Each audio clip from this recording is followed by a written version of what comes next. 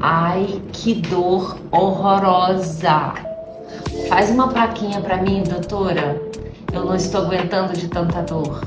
Não faço. Sabe por quê?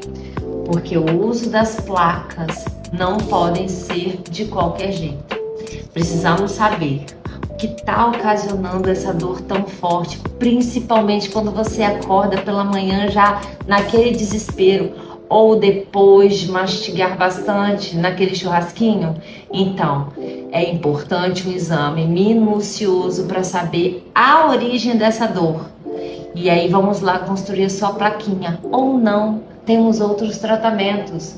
E aí eu posso te explicar aqui.